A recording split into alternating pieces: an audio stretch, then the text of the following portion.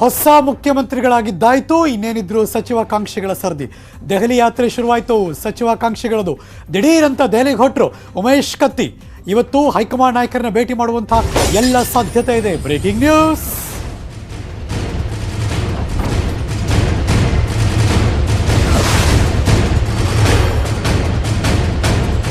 ಹೊಸ ಮುಖ್ಯಮಂತ್ರಿಗಳಿಗಿಂತ ದೆಹಲಿಗೆ ಹೋಗಿ ಅಲ್ಲೇ ಕ್ಲಿಯರ್ ಮಾಡಿಸ್ಕೊಳ್ಳೋಣ ಅಂತ ಉಮೇಶ್ ಕತ್ತಿ ಅವ್ರದ್ದು. ಇವತ್ತು JP ನಡ್ಡಾ ಅವ್ರನ್ನ ಭೇಟಿ ಮಾಡುವಂತಹ ಸಾಧ್ಯತೆ ಇದೆಯಂತೆ. ಮಂತ್ರಿಗಿರಿಗೋಸ್ಕರ ಲಾಬಿ ಮಾಡ್ತಾರಾ ಉಮೇಶ್ ಕತ್ತಿ ಅವರು? ಕುತೂಹಲ ಮೂಡಿಸ್ತಾ ಇದೆ ಉಮೇಶ್ ಕತ್ತಿ ಅವರ ಸಡನ್ ದೆಹಲಿಯ ಭೇಟಿ.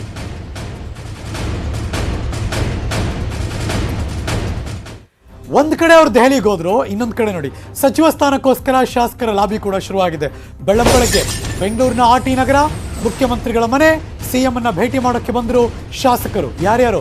ಮುರುಗೇಶ್ ನಿರಾಣಿ, ರೇಣುಕಾಚಾರ್ಯ, ರಾಜು ಗೌಡ, ಪ್ರಭು ಚೌಹಾಣ್, ಆರಗ ಜ್ಞಾನೇಂದ್ರ, H ನಾಗೇಶ್, MLC ಪುಟ್ಟಣ್ಣ, ಎಲ್ಲರೂ ಕೂಡ ಮುಖ್ಯಮಂತ್ರಿಗಳ ಮನೆ ಹತ್ರ. Breaking news.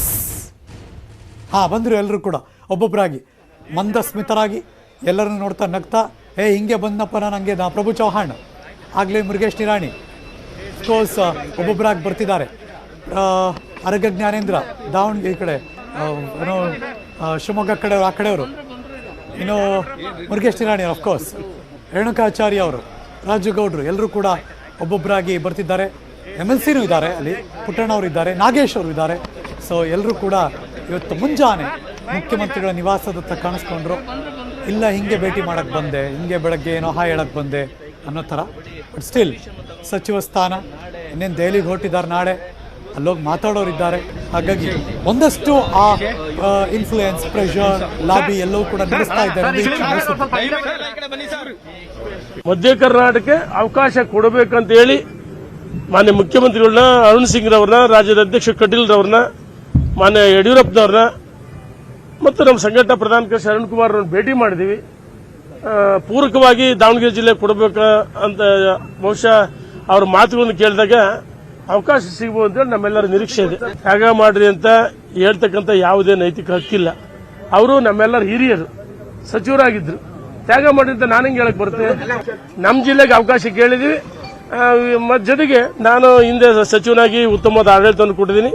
ಅವಕಾಶ ಬೇಕು ದಾವಣಗೆರೆ ಜಿಲ್ಲೆಗೆ, ಕೇಳ್ತಕ್ಕಂಥ ಒಂದು ರೈಟ್ಸ್ ಇದೆ, ನಮಗೆ ಹಕ್ಕು. ನಾವು ಮಾನ್ಯ ಮುಖ್ಯಮಂತ್ರಿಗಳನ್ನ ಬಸವರಾಜ ಬೊಮ್ಮಾಯಿ ಸಾಹೇಬರನ್ನ ಭೇಟಿ ಮಾಡಿದ್ದೀನಿ. ಅವರಿಂದ ಆಶೀರ್ವಾದ ತಗೊಂಡಿದ್ದೀನಿ. ಮುಂದೆ ನಮಗೊಂದು ಜವಾಬ್ದಾರಿ ಏನಾದರೂ ಕೊಡಿ ಅಂತ ಕೇಳಿದ್ದೀನಿ.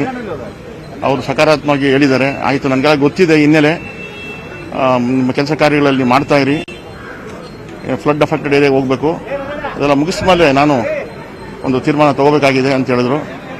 ಅಷ್ಟೇ, ಭಾಳ ಬಿಸಿ ಇರೋದ್ರಿಂದ ನಾನು ಹೆಚ್ಚಿಗೆ ಅವರಿಗೆ ಗಮನ ಸೆಳೆಯೋಕೆ ಆಗಿಲ್ಲ.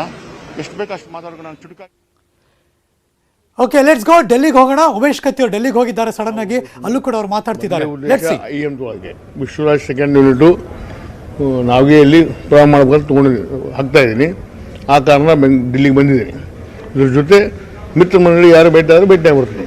ಮತ್ತೆ ಸಚಿವ ಸ್ಥಾನ ಅದು ಮತ್ತೆ ಈ ಬೊಮ್ಮಾಯಿಯವರ ಸರ್ಕಾರದಲ್ಲಿ ಮಂತ್ರಿ ಆಗ್ತೀರಾ? ಆಗ್ಬೇಕು ಅನ್ನೋದು ನನ್ನ ಲೆಕ್ಕಿಗೆ ಬೊಮ್ಮಾಯಿ ಅವರು ನನ್ನ ಬಿಟ್ಟು ಮಾಡಂಗಿಲ್ಲ ಅಂತ ಅನಿಸಿಕೆ.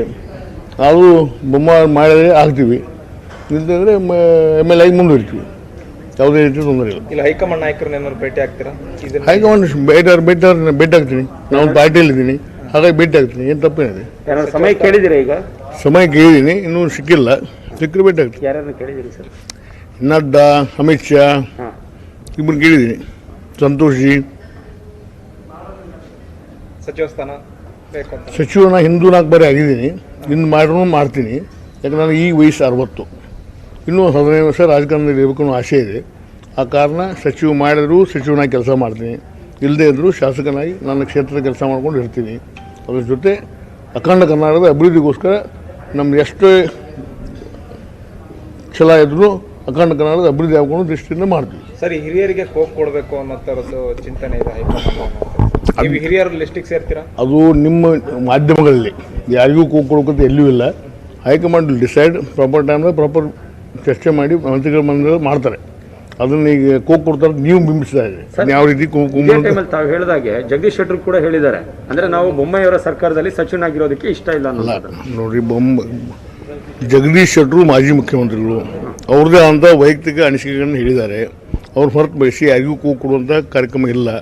ಜಗದೀಶ್ ಶೆಟ್ಟರು ನನ್ನ ಅನಿಸಿಕೆ ಮಟ್ಟಿಗೆ ಅವರಾದರೆ ಮಂತ್ರಿಯಾಗಿ ಕೆಲಸ ಮಾಡಲಿ. ಈಗ ಯಡಿಯೂರಪ್ಪನ ಸರ್ಕಾರದಲ್ಲಿ ಕೆಲಸ ಮಾಡಿದ್ದಾರೆ.